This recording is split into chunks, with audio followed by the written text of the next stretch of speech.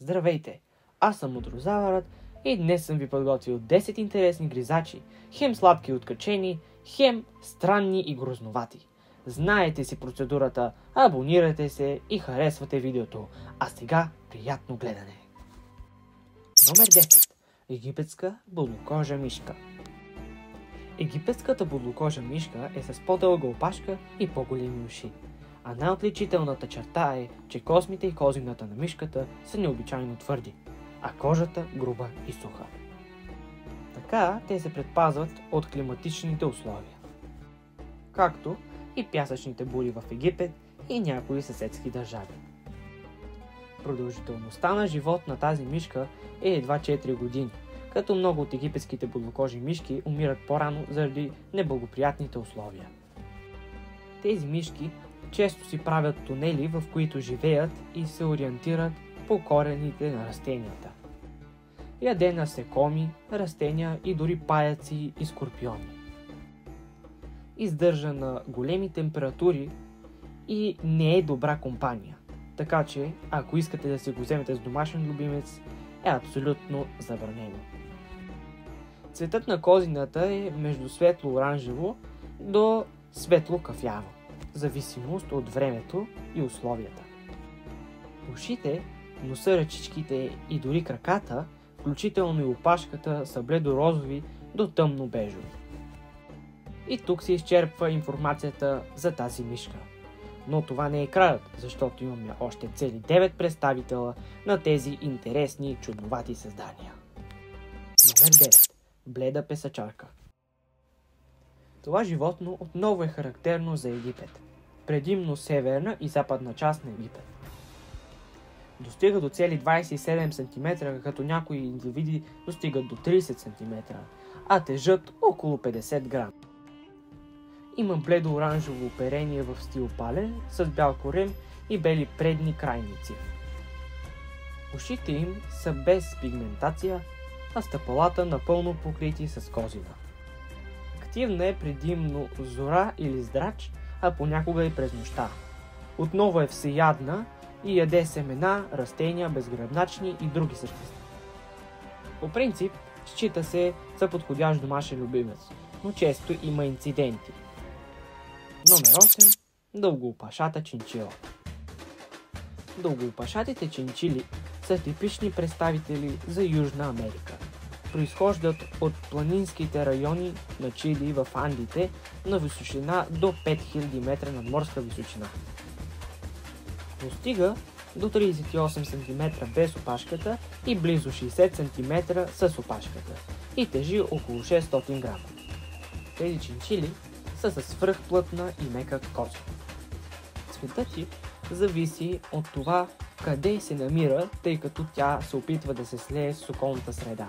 Предимно е сива, тъй като е невидима в студеният камънист сух планински климат. Краката им са пригодени за скачане и най-интересната част, че те могат да скочат над 2 метра височина. Бременността при тези чинчили е необичайно дълга за гризач. Продължава около 115 дни, като е описана сравнително тежка, тъй като женските ходят трудно в края. Видът е критично застрашен, така че не се предлага като домашен любимец. Номер 7. Лаоски скален плъх.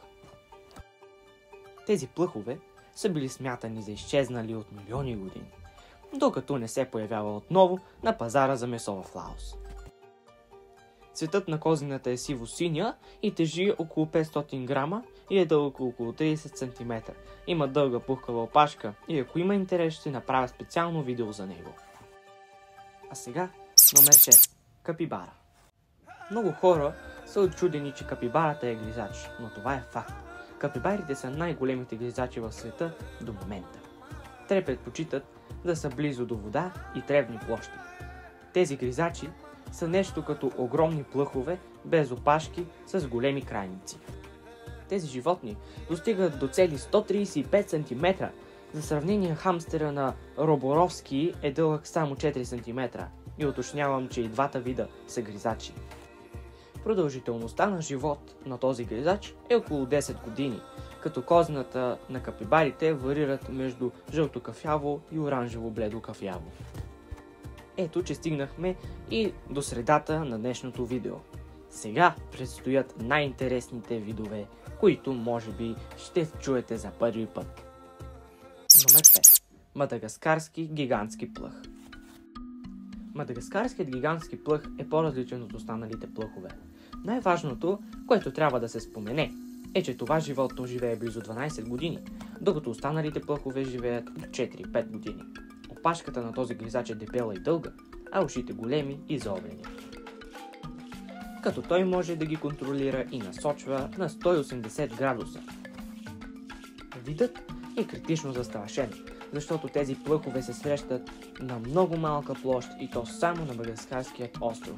Тежи около 1,5 кг и е дълга между 25 и 33 см, в зависимост от условията и пола. Очите на мадагаскарският гранаден плъх са червени, като често изглеждат черни, и интересен факт е, че светят в тъмното и когато е насочена пряка светлина към зеницата на окото.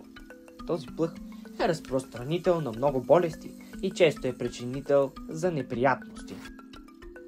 Номер 4. Северноамериканска летяща катерица. Тази катерица е разпространена в Канада и северните части на Съединените американски щати. Видът е незастрашен, а животното достига до 37 см дължина заедно с опашката. Този вид има много подвидове и видове. Катерицата живее в храсти на земята или си прави хралупи на дърветата, като чопли и яде кората на дървото. Тази катерица е най-активна през нощта и най-интересното за този вид е, че има кожна ципа между крайниците си, с която си помага да скача от едно дърво на друго, както подсказва и името й. Опашката на този вид служи за по-добър баланс във въздуха и има ногти, с които се закрепя за дървото. Номер 3. Африканска гребеновидна плъха. Този гризач изглежда повече на таралеж, отколкото на плъх. Обаче лесно се разбира по черепите кой е гризача и кой не е. Тежи около 600 грама и достига до 35 см. Има по-дълги косми на гърба, с които плаши хищниците, започвайки да ги вдига и сваля. Номер 2. Гол земекоп. Този гризач изглежда наистина гадно, имайки 4 зъба, които стърчат. Живее 28 години и тежи 35 грама. Дълго е между 15 и 20 см, като някои индивиди са по-малко, а други повече. Живее в тунели, които сам се изкопава, и звуците, които издава, направо ще ви стъписат. Чуйте!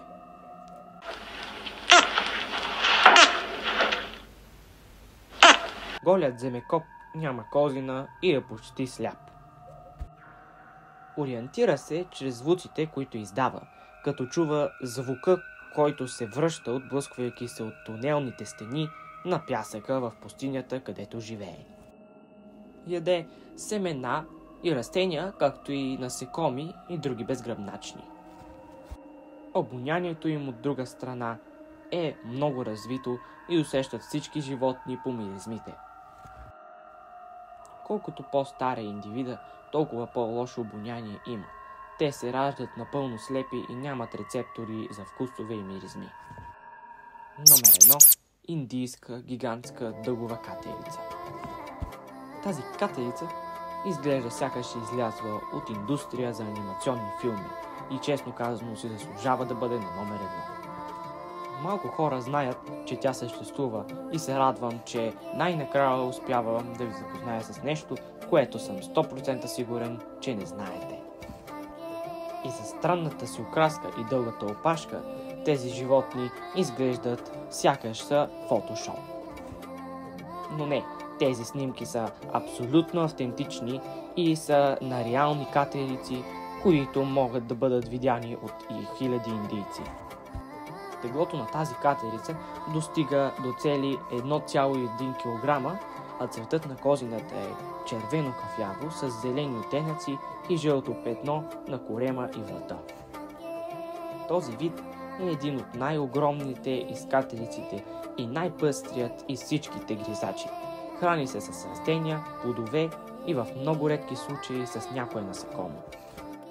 В Индия видът е почитан като свещен и е забранено такъв тип катерици да бъдат убивани за кожата им, тъй като те са критично застрашени.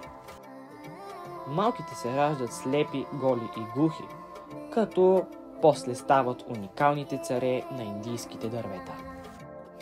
Видът отново е бил описан и класифициран от Карл Линей през 1758 година.